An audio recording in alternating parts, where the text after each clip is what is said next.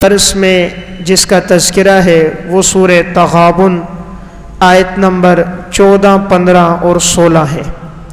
ان آیات میں اللہ رب العزت ارشاد فرماتے ہیں کہ اے ایمان والو، یقیناً تمہاری بعض بیویاں اور بعض اولادیں تمہاری دشمن ہیں، پس تم ان سے اپنے آپ کو بچاؤ، اور اگر تم معاف کرو اور درگزر پہ چلو تو یقیناً اللہ بخشنے والا اور رحم کرنے والا ہے۔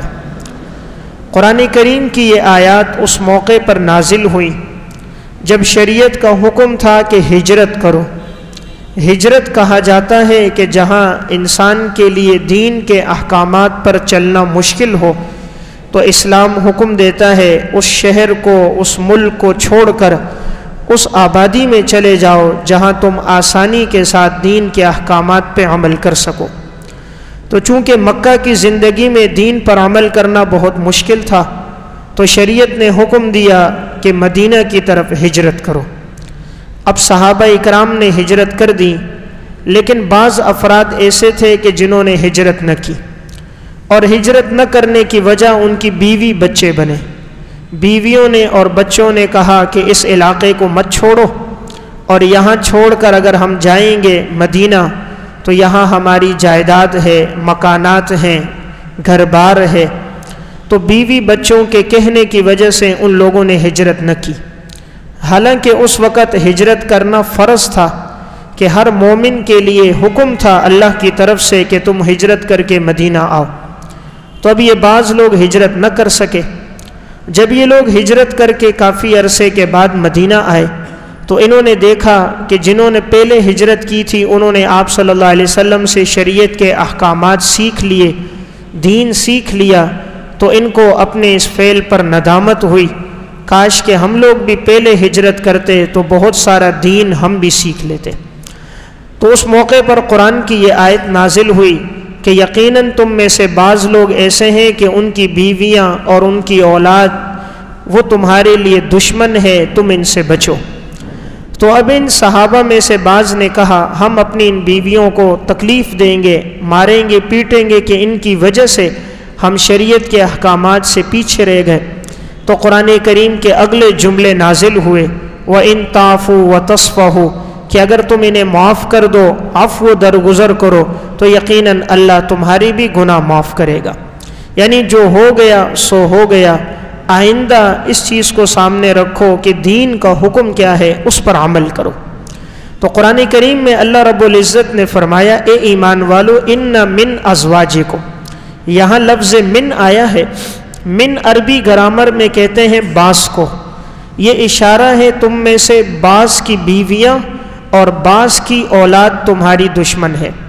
اللہ نے یہ نہیں فرمایا کہ ہر انسان کی ہر بیوی، ہر انسان کی ہر اولاد اس کی دشمن ہے، بلکہ لفظ بعض لایا کہ تمہاری بعض بیویاں اور تمہاری بعض اولادیں تمہارے لیے دشمن ہیں۔ اس لیے کہ بعض بیویاں بہت نیک ہوتی ہیں جو انسان کو نیکی اور اطاعت پر لے کر آتی ہیں، اس لیے اللہ نے سب کا تذکرہ نہیں کیا، بعض کا کیا، کیونکہ بعض کی وجہ سے انسان بے دینی پر آ جاتا ہے، وہ دین پہ چلنا چاہتا ہے لیکن بچے اور گھر والی اس کے لیے رکاوٹ بن جاتی ہیں۔ تو اسی لیے اللہ نے کہا تمہاری بعض بیویاں، اور بعض ایسی نیک ہوتی ہیں کہ ان کی وجہ سے انسان دین پہ چلتا ہے۔ اسی لیے حدیث میں آتا ہے کہ یہ دنیا ایک ساز و سامان ہے، اور اس میں بہترین ساز و سامان نیک صالح عورت ہے۔ آپ صلی اللہ علیہ وسلم نے فرمایا کہ جو مومن بیوی ہوتی ہے زوجۃ مؤمنۃ تعینہ علی ایمانہ، نیک بیوی انسان کے ایمان کے کاموں پر مدد کرتی ہے۔ الدنیا کلھا متاع وخیر متاع الدنیا المرأۃ الصالحہ، دنیا ایک ساز و سامان ہے، بہترین ساز و سامان نیک بیوی ہے جس کو اللہ عطا کر دے۔ اس لیے اللہ نے یہ نہیں کہا تمام بیویاں دشمن ہیں، کہا بیویوں میں سے بعض۔ عموماً انسان جو حرام میں پڑتا ہے، دین سے دور ہوتا ہے، وہ بیوی بچوں کی محبت کی وجہ سے ہوتا ہے۔ وہ ان کی خواہشات کو پورا کرنے کے لیے وہ یہ نہیں دیکھتا کہ یہ راستہ حلال کا ہے یا حرام کا، جس راستے پہ بھی چلنا پڑے وہ چل پڑتا ہے۔ اس لیے اللہ نے فرمایا اے ایمان والو تمہاری بعض بیویاں اور تمہاری بعض اولادیں عدو لکم تمہاری دشمن ہیں۔ دشمن اس لحاظ سے ہیں کہ وہ تمہیں دین سے روک رہی ہیں اور تم ان کی وجہ سے جہنم میں جا رہے ہو، تو وہ تمہاری خیرخواہ نہ ہوئیں۔ خیرخواہ وہ ہیں جو تمہارے لیے جنت میں جانے کا ذریعہ بن جائے، تو فاحذروہم اپنے آپ کو ان سے بچاؤ۔ دیکھیں قرآن نے لفظ لایا عدو، عدو کہتے ہیں دشمن کو۔ ایک لفظ ہوتا ہے صدیق، صدیق کہتے ہیں دوست کو۔ دوست وہ ہے جو انسان کو ہدایت پر چلائے، دشمن وہ ہے جو انسان کو دین سے روکے۔ تو اللہ نے جیسے شیطان کے لیے لفظ استعمال کیا ان الشیطان لکم عدو فاتخذوہ عدوا، یقیناً شیطان تمہارا دشمن ہے، اس کو اپنا دشمن سمجھو۔ اسی طرح کہا اولاد بھی تمہارے لیے بعض دشمن ہے کہ وہ تمہیں دین سے روک رہی ہے۔ آپ صلی اللہ علیہ وسلم نے فرمایا الولد مبخلۃ مجبنۃ، اولاد انسان کو بخیل بناتی ہے، اولاد انسان کو بزدل بنا دیتی ہے۔ جب تک بیوی بچے نہ ہو تو انسان دین پہ خرچ کرتا ہے، یتیموں مسکینوں بیواؤں پہ خرچ کرتا ہے، لیکن جب بچے ہو جاتے ہیں تو اب وہ سوچنا شروع کر دیتا ہے، صرف ان کے لیے نہیں پھر ان کے بچوں کے لیے بھی سوچنا شروع کر دیتا ہے، بینک بیلنس بنانا شروع کرتا ہے کہ ان کا کیا ہوگا، ان کی اولاد کا کیا ہوگا، تو انسان اولاد کی وجہ سے بخیل بن جاتا ہے۔ آپ نے فرمایا بزدل بن جاتا ہے کہ پہلے دین کا تقاضا سامنے آئے کہ اللہ کے راستے میں نکلو، جہاد کرو، دین کو پھیلاؤ، دین کی نشر و اشاعت کرو، تو انسان نکل جاتا ہے۔ اور جب بیوی بچے ہو جاتے ہیں تو آدمی بزدل بن جاتا ہے، دین کے تقاضوں پہ عمل نہیں کرتا۔ اس لیے قرآن کہہ رہا ہے اے ایمان والو تمہارے بیوی بچے تمہارے لیے دشمن ہیں، ان سے بچو۔ وَإِن تَعْفُوا وَتَصْفَحُوا، اگر ان سے غلطی ہو گئی تو انہیں معاف کرو اور درگزر کرو، یقیناً اللہ تعالی غفور الرحیم گناہوں کا بخشنے والا ہے۔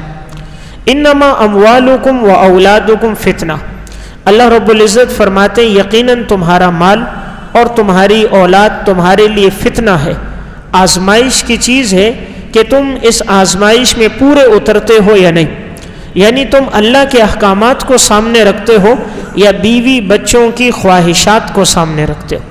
رب کے احکامات کو سامنے رکھا تو آزمائش میں کامیاب، بیوی بچے اور خاندان کو سامنے رکھا تو تم آزمائش میں ناکام ہو۔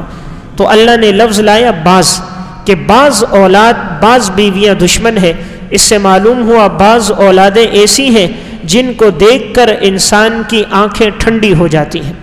اسی لیے قرآن کریم میں اللہ تعالیٰ نے جب عباد الرحمن کے اوصاف بیان فرمائے، ان اوصاف کے اندر ایک وصف یہ بھی تھا کہ اللہ کے جو نیک بندے ہوتے ہیں وہ ہمیشہ اللہ سے یہ دعا کرتے ہیں کہ اے اللہ ہمیں ایسی اولاد عطا کر جو ہماری آنکھوں کی ٹھنڈک بنے۔ والذین یقولون ربنا هب لنا من ازواجنا وذریاتنا قرۃ اعین وجعلنا للمتقین اماما، اولاد آنکھوں کی ٹھنڈک بنے، اس کا مطلب کیا ہے؟ حسن بصری رحمہ اللہ فرماتے ہیں اگر تم اپنی اولاد کو دین پر چلتے دیکھو، عبادت کرتے دیکھو، تو جو تمہیں خوشی ملے اس خوشی کا نام آنکھوں کی ٹھنڈک ہے۔ آنکھوں کی ٹھنڈک یہ نہیں کہ بیٹا بڑے عہدے پہ پہنچ گیا، بیٹا زیادہ کمائی کر کے لا رہا ہے، بیٹا دنیا زیادہ جمع کر رہا ہے۔ آنکھوں کی ٹھنڈک یہ ہے کہ بیٹے کو جب دین پر چلتا دیکھو، اللہ کی عبادت اطاعت پر چلتا دیکھو، جو تمہیں خوشی محسوس ہو، اس خوشی کا نام آنکھوں کی ٹھنڈک ہے۔ اس سے بڑھ کر اولاد اگر نیک ہو، آنکھوں کی ٹھنڈک ہو، تو دنیا میں اس سے بڑی خوشی کوئی نہیں ہے۔ اور اولاد اگر دین سے ہٹ جائے اور انسان کے لیے پریشانی کا سبب ہو تو یہ اتنی بڑی پریشانی ہے کہ اس سے بڑی پریشانی بھی کوئی نہیں۔ خدا نخواستہ اولاد اگر چرس میں، نشے میں، ہیرون میں، غلط صحبتوں میں لگ جائے تو اس سے بڑی تکلیف دہ بات کوئی نہیں، اور اولاد نیک ہو تو اس سے بڑی خوشخبری بھی کوئی نہیں کہ آپ کا بیٹا منبر رسول پر بیٹھ کر اللہ کے دین کو پھیلائے، یہ آنکھوں کی ٹھنڈک ہے۔ آپ کا صاحبزادہ مصلی پر کھڑے ہو کر اللہ کا قرآن سنائے، یہ آنکھوں کی ٹھنڈک ہے کہ جب تک وہ اللہ اکبر نہیں کہتا 2000 آدمی پیچھے کھڑے ہیں، ان کی نماز شروع نہیں ہوتی۔ ان کی نماز تب شروع ہوگی جب آپ کا صاحبزادہ اللہ اکبر کہے گا۔ اتنے لوگوں کا اس کے سامنے بیٹھنا، نماز میں شریک ہونا، یہ ہے آنکھوں کی ٹھنڈک۔ تو اصل خوشی دین کی خوشی ہے، اس لیے اللہ کہتا ہے یہ دعا کرو کہ تمہاری بیویاں اور بچے اتنی نیک ہوں کہ تمہیں دیکھ کر آنکھیں خوش ہو جائیں۔ حالانکہ ہونا یہ چاہیے تھا کہ دل خوش ہو جائے۔ قرآن نے لفظ دل نہیں لایا، قرآن نے لفظ لایا آنکھیں ٹھنڈی ہو جائیں، کیونکہ دل پوشیدہ ہے، ہر ایک کو نظر نہیں آتا، آنکھیں سامنے ہیں۔ جب انسان غمگین ہوتا ہے تب بھی آنکھوں سے پتہ چلتا ہے، آنکھوں کی سرخی بتاتی ہے غم ہے، اور جب انسان خوشی میں ہوتا ہے تو آنکھوں کی سفیدی، آنکھوں کا کھلا پن، چہرے کی تر و تازگی بتاتی ہے کہ وہ خوشی میں ہے۔ اس لیے اللہ تعالیٰ نے یہاں خطاب یہ کیا کہ اے ایمان والو، تمہاری بعض بیویاں، بعض اولاد تمہارے لیے دشمن ہے، تمہیں دین سے روکتی ہیں، ان سے بچو۔ واللہ عندہ اجر عظیم، جو کچھ اللہ کے پاس ہے یہ بہت بڑا اجر ہے۔ یعنی اولاد تو فتنہ ہے، اللہ کے پاس جو کچھ ہے وہ سب سے بہتر ہے۔ فاتقوا اللہ ما استطعتم، اللہ سے ڈرو جتنی تمہاری طاقت ہے، اپنی طاقت کے مطابق اللہ سے ڈرو۔ ہمیشہ یہ کہ میرا رب مجھے دیکھ رہا ہے، قرآن یہ حکم دے رہا ہے اللہ سے ڈرو جتنی تمہاری طاقت ہے۔ ایک شخص نے اپنے بیٹے کو ایک مدرسے میں لگایا تو وہاں استاد اللہ تعالیٰ کی صفات کی تشریح بیان کرتا تھا۔ اللہ تعالیٰ کی صفات میں ایک صفت ہے بصیر۔ بصیر کا معنی دیکھنے والا، جو ہر چیز پر مطلع ہے، ہر چیز کو دیکھ رہا ہے۔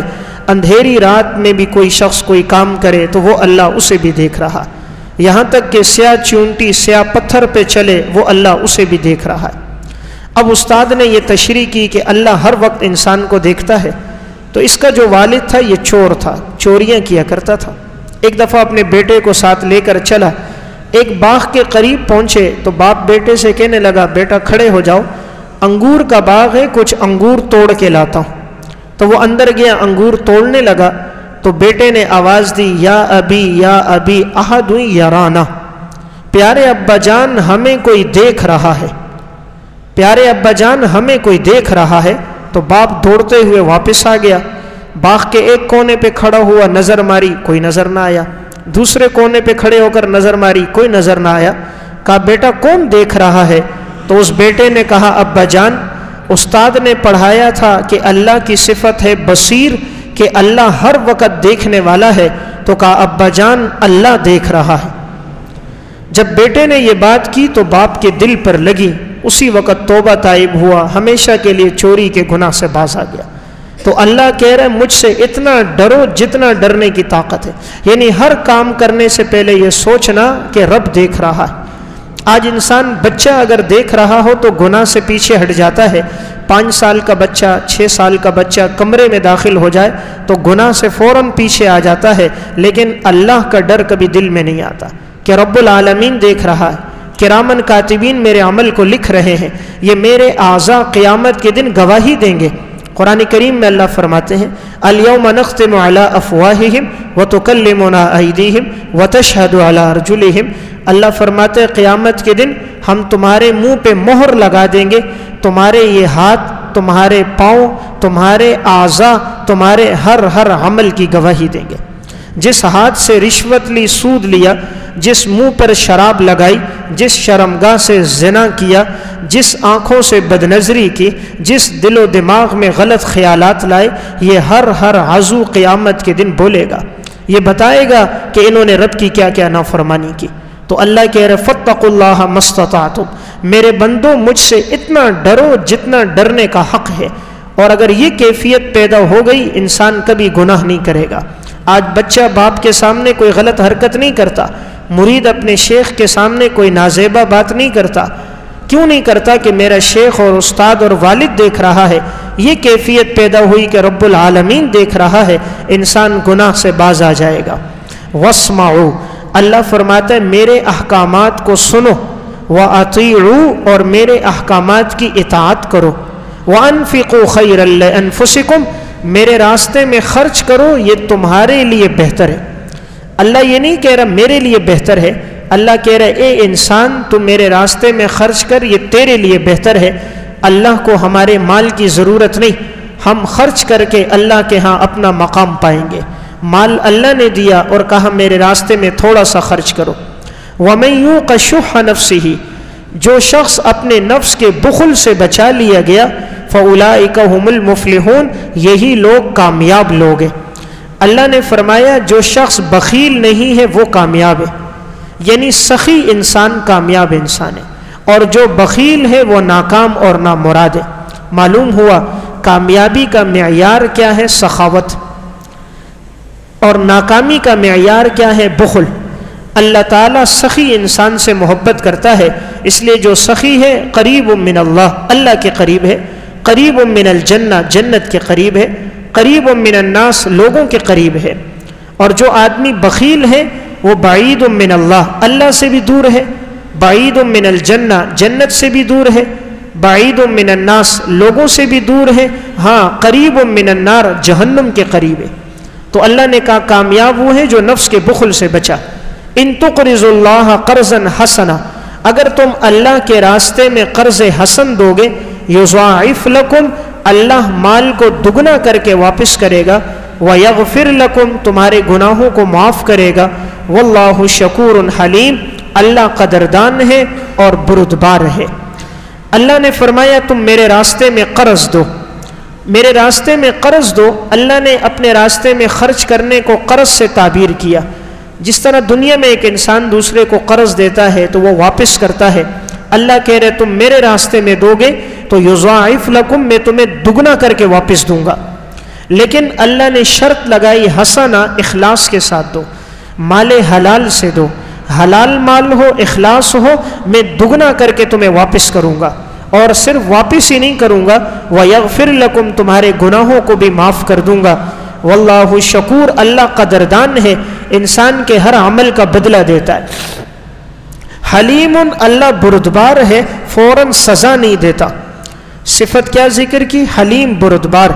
اللہ بردبار ہے، فوراً انسان کو سزا نہیں دیتا، بلکہ اللہ بندے کو مہلت دیتا ہے۔ عالم الغیب والشہادہ، اے میرے بندے میں تیری پوشیدہ باتوں کو بھی جانتا ہوں، تیری ظاہری باتوں کو بھی جانتا ہوں۔ العزیز الحکیم، میں غالب ہوں، میں چاہوں تجھے سزا دے سکتا ہوں۔ الحکیم، لیکن میں فوراً سزا نہیں دیتا، میرے ہر کام میں حکمت ہے، میں تجھے مہلت دیتا ہوں کہ کبھی تو توبہ کر دے گا۔ دیکھیں اللہ نے دو صفتیں ذکر کی۔ اللہ نے کہا میں عزیز ہوں، پہلے کہا عالم الغیب، میں ہر پوشیدہ بات کو بھی جانتا ہوں، ظاہری بات کو بھی جانتا ہوں، تو میں اگر تجھے سزا دینا چاہوں تو میں غالب ہوں، سزا دے سکتا ہوں، لیکن میں سزا کیوں نہیں دیتا؟ حکیم، میرے ہر کام میں مہلت، حکمت ہے، میں مہلت دیتا ہوں تاکہ تو اپنے گناہ سے باز آ جائے۔